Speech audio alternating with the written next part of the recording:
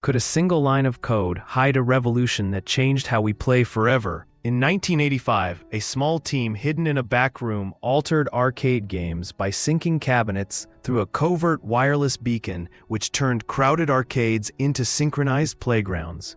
That quiet change sparked a movement toward linked multiplayer experiences long before the dawn of online consoles and the internet era. The project vanished from reports, yet the idea it seeded grew into the experimental networked vibes that later games would rely on.